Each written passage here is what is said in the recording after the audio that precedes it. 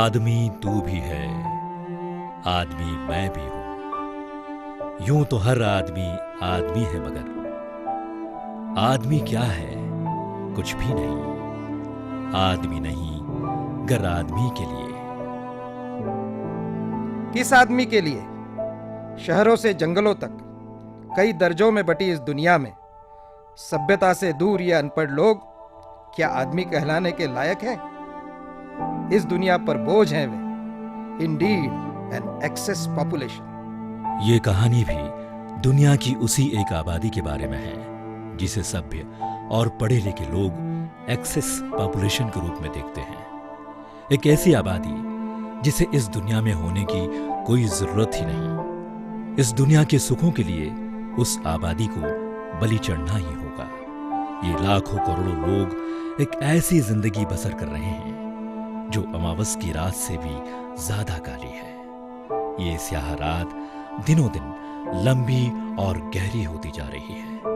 पता नहीं इनके जीवन में कोई सुबह आएगी या नहीं। वो सुबह कभी तो आएगी, वो सुबह कभी तो आएगी। इन काली सदियों के सर से जब रात का आंचल ढलकेगा,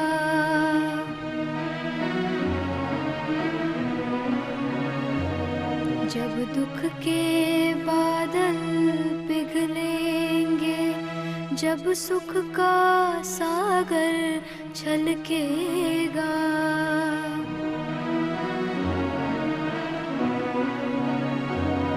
जब अंबर झूम के नाचेगा, जब धरती नगमे गाएगी, वो सुबह कभी तो आएगी, वो सुबह कभी तो आएगी।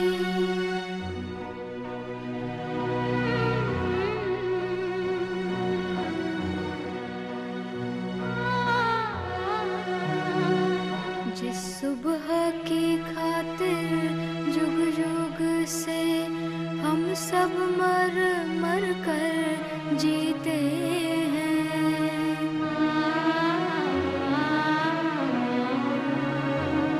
जिस सुबह के अमृत की धुन में हम जहर के प्याले पीते हैं। वाह, हम मजदूरी करने शहर में जा रहे हैं। शहर जाइन क्या करोगा? घर में इतना काम आई रहा, त्योहार आई रहा। क्या करें, मजदूरी जाना पड़े, मजबूरी है। शहर नहीं जाएंगे मजदूरी करने तो इतना कर्जा है, कैसे चुकाएंगे? आप बोलो। इन भूखी प्यासी रूहों पर एक दिन तो करम फरमाएगी, वो सुबह कभी तो आएगी, वो सुबह कभी तो आएगी।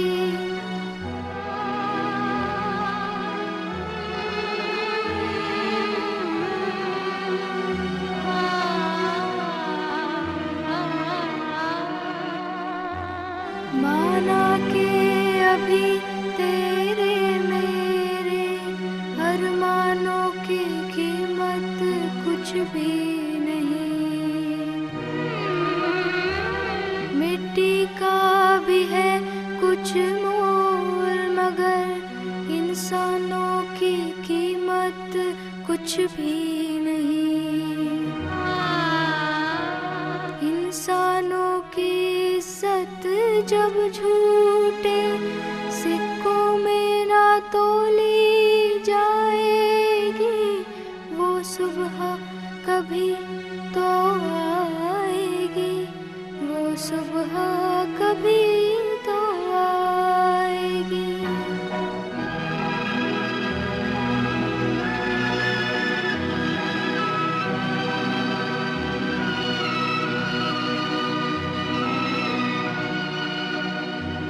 बीतेंगे कभी तो दिन आखिर ये भूखे और बेघर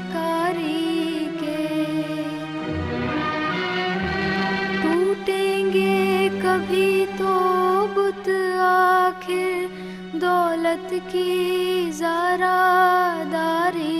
के अब एक अनोखी दुनिया की बुनियाद उठाई जाएगी।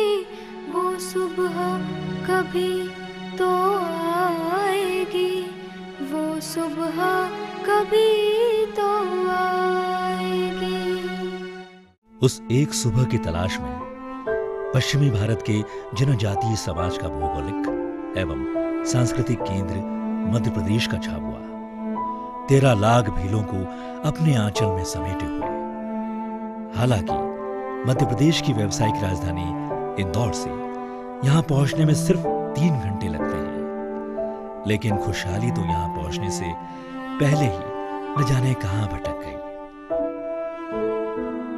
इस भटकाव के लिए शायद हम ही जिम्मेदार हैं। जाने अनजाने हमने इनसे दूरियां जो बना ली। हम इनसे इतने दूर हो गए कि हम चांद सितारों तक तो पहुंच गए, लेकिन इन लोगों के घरों तक नहीं पहुंच पाए। हमने पूरी दुनिया की जानकारी तो जुटा ली, लेकिन इन लोगों के बारे में हम कोई ठीक समझ नहीं बना पाए। लूटपाट करते हैं, कोई दिख जाए फंस जाए तो लूट लेते हैं। शराब पीना है, लड़ाई झगड़े करना है, मारपीट करना है। वो आलसी बना है सब पूरा है, बस थोड़ा सा कमा लिया, शराब वराब पी झगड़े करे चालू। ये कुछ चाहते ही नहीं अपना पैसा कमाते, इनका ज़्यादा पैसा तो खर्च हो जाता है उसमें, शादी ब्याह में, सब दारू पीने में।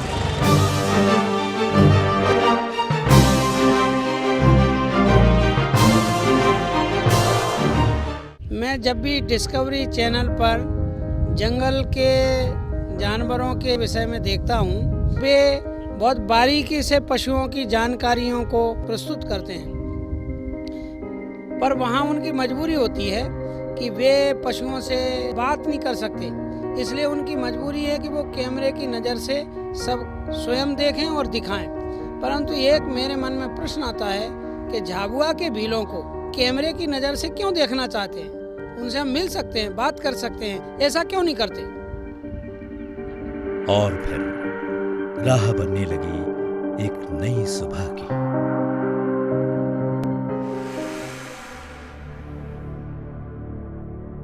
बाहर का लोग हमें लुटेरे मानते हैं। बहादुर भाई, ये बात गलत है। लूटपाट तो शहरों में भी ज्यादा होती है, और कभी विचार करके देखो क्या पूरे झाबुआ के 13 लाख भी लुटेरे हैं क्या? लोग कहते हैं हम आलसी इसलिए हम पिछड़ गए। इतनी पथरीली जमीन जहाँ हल चलाना मुश्किल है, इतनी ढलाऊ जमीन जिसमें पैर फिसलते हैं, उस पर अन्न उपजाने वाले क्या आलसी हो सकते हैं क्या? लोग कहते हैं झाबुआ के भीलों को शराब ने बर्बाद कर दिया। क्या शहर के लोग शराब नहीं पीते? शायद आपसे ज्यादा पीते।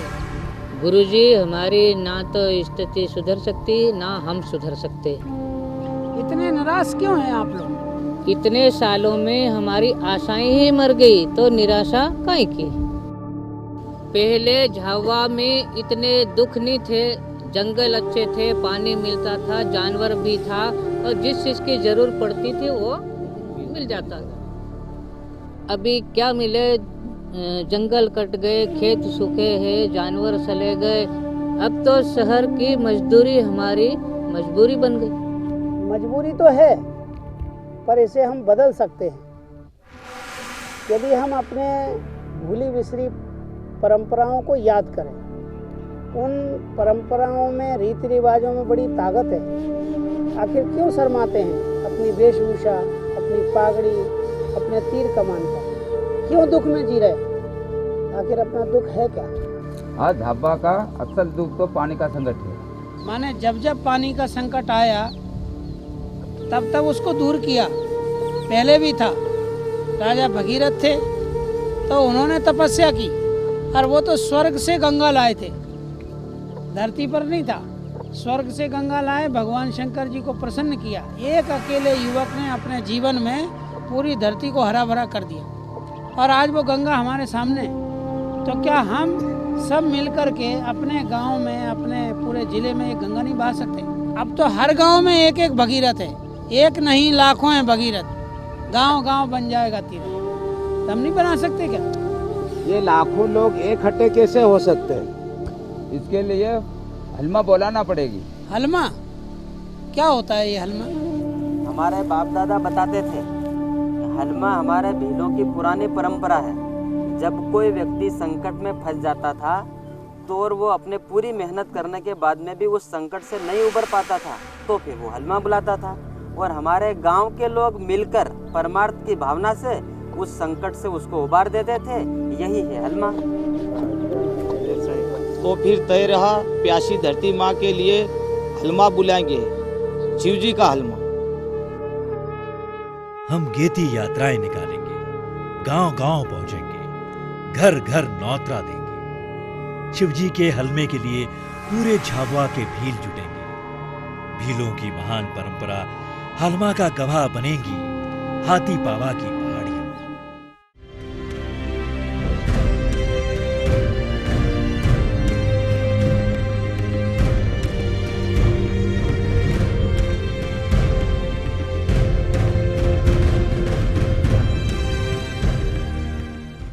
सन 2009 में शिवजी के हलमे में पहुंचे 800 लोग, सन 2010 में 1600, सन 2011 में 10,000 और 2012 रच रहा एक नया इतिहास।